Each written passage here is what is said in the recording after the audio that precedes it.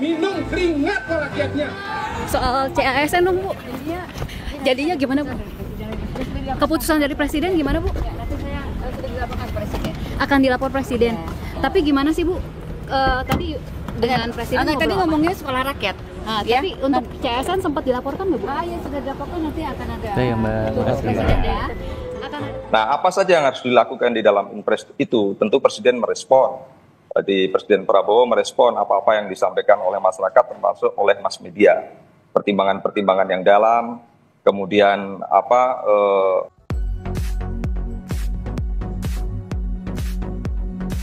Solusi dari BKN adalah agar dikomunikasikan CPNS yang sudah resign agar bisa kerja lagi di perusahaan lamanya. Menurut Anda ini logis dan realistis nggak? Sangat tidak logis, sangat tidak realistis, dan sangat tidak masuk akal. Dan ini disampaikan oleh pejabat publik. Bagaimana mungkin pejabat publik eselon tertinggi menyampaikan solusi yang sebetulnya secara implementasi itu rumit dan sangat tidak mungkin dilaksanakan. Ada 250.000 formasi, bagaimana mungkin Kementerian Tenaga Kerja bisa berkoordinasi dengan 200.000 lebih perusahaan atau tempat bekerja sebelumnya yang kemudian sudah mengeluarkan karyawannya atau sudah resign gitu ya. Kemudian yang kedua, saya kira sangat menyakitkan sekali ya untuk menyuruh calon PNS ini untuk kembali ke kantornya yang lama karena mereka sudah resign dan bisa jadi posisi tersebut juga sudah diisi oleh orang lain. Jadi ini sangat tidak mungkin untuk dilakukan. Jadi menurut hemat saya pemerintah sepertinya tidak perlu gimmick, jujur saja ada kekacauan administrasi yang terjadi dan segera carikan solusinya untuk saudara-saudara kita calon PNS ini.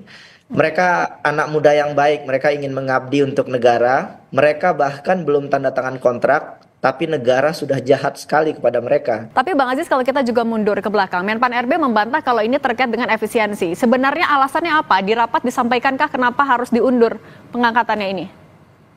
Jadi alasan yang disampaikan oleh Kementerian PAN RB itu adalah alasan TMT supaya tanggal untuk pengangkatannya itu serentak seperti kita baru saja menyelesaikan penyesuaian pilkada serentak itu.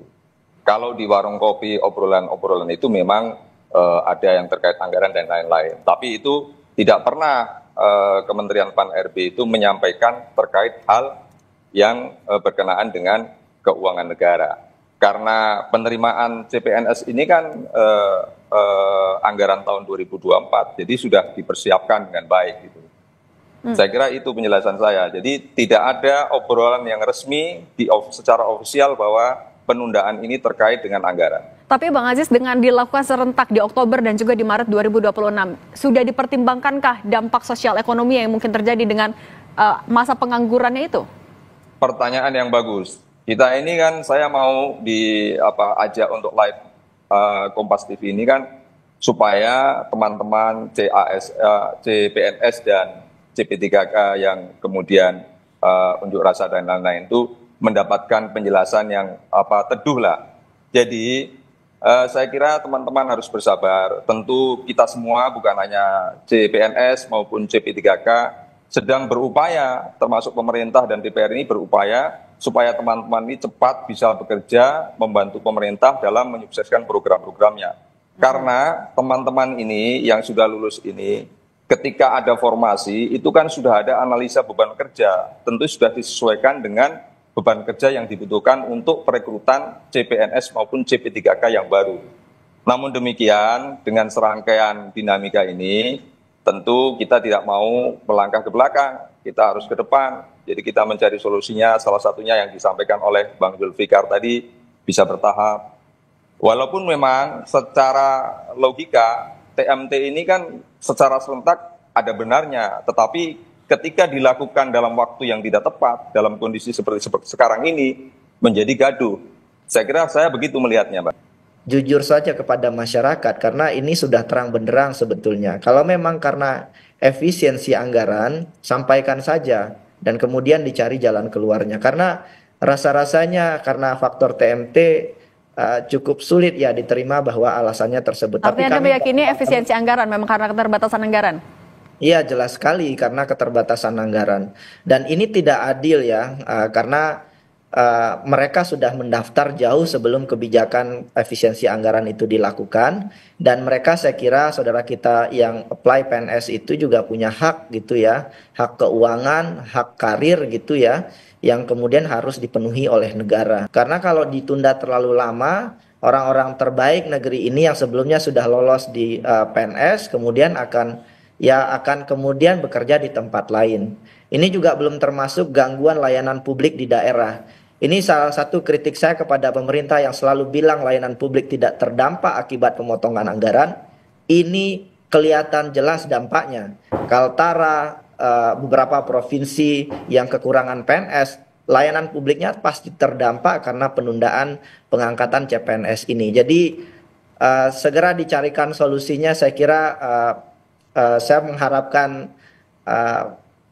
mengirimkan pesan juga kepada DPR untuk terus mendiskusikan ini dengan pemerintah, dan sebaiknya dicari jalan keluarnya kalau bisa tidak berlarut-larut begitu, Mbak. Nah, itu soal solusi, Bang Aziz. Anda kan tadi bilang salah satu solusinya adalah dilakukan secara bertahap. Mekanismenya seperti apa dan kapan ini bisa diputuskan? Jadi begini, Mbak. Saya ini kan kamarnya kan kamar parlemen. Jadi ada salah satu solusi, ada salah satu alternatif yang disampaikan oleh Menpan RB setelah melapor Presiden bahwa Presiden akan menyampaikan impres dalam waktu dekat. Nah, saya kira ketika Menpan RB kesulitan untuk melakukan kebijakan keserentakan ini, ya menurut saya impres itu hal yang tepat. Ketika Presiden berkenan untuk menerbitkan impres terkait dengan pengangkatan ini. Nah, apa saja yang harus dilakukan di dalam impres itu? Tentu Presiden merespon. Jadi Presiden Prabowo merespon apa-apa yang disampaikan oleh masyarakat termasuk oleh mass media. Pertimbangan-pertimbangan yang dalam, kemudian dampak dari sosial maupun ekonominya di saat seperti yang sekarang. Jadi menurut saya mengharap ke CPNS, CP3K untuk bersabar karena kita sama-sama sedang mencari solusi supaya teman-teman bisa diangkat sesuai dengan harapannya masing-masing dan segera bekerja untuk melaksanakan pelayanan publik yang baik bagi pemerintah pusat maupun pemerintah daerah. Impresnya ini nantinya akan apa opsi yang paling dipertimbangkan oleh Presiden? Presiden lebih tahu saya kira, Mbak, karena jangankan soal CPNS dan CP3K, ya karyawan pabrik Sirtek yang ditutup saja itu dipikirkan oleh Presiden. Apalagi ini mereka yang sudah diterima untuk mengabdi kepada negara, tentu itu sudah dipikirkan oleh Presiden. Bagaimana mereka supaya segera mengakhiri dinamika ini, begitu, Mbak. Oke, Mas Media, tapi sambil menunggu adanya impres dari Presiden Prabowo Subianto tadi, apa upaya yang bisa dilakukan oleh para CPNS, CP3K ini untuk menuntut haknya kepada pemerintah?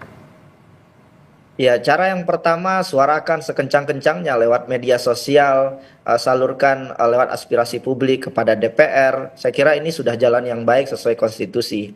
Cara yang kedua ya adalah bertahan gitu ya. Ini yang saya sedihkan gitu ya. Karena hari ini penciptaan lapangan kerja juga melambat, tidak mudah bagi saudara-saudara kita kemudian untuk bisa mendapatkan pekerjaan sementara. Jadi saya kira domainnya sekarang ada di Presiden.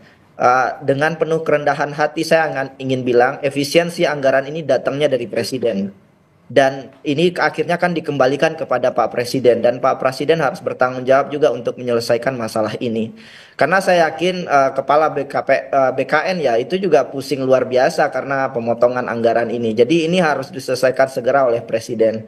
Kita perlu belajar dari Bangladesh. Tahun lalu Bangladesh itu chaos, salah satunya karena masalah perekrutan PNS-nya mereka gitu ya. Dan jangan sampai itu juga terjadi di Indonesia. Kita nggak pengen kekacauan terjadi, dan berharap ya ini bisa diselesaikan dengan baik oleh pemerintah dan didiskusikan bersama dengan DPR. Oke, solusi yang dituangkan dalam impres itu yang ditunggu. Terima kasih Bang Aziz Subekti, anggota Komisi 2 Fraksi Gerindra, dan Mas Media Wahyudi Askar, Direktur of Public Policy Selios. Terima kasih semuanya.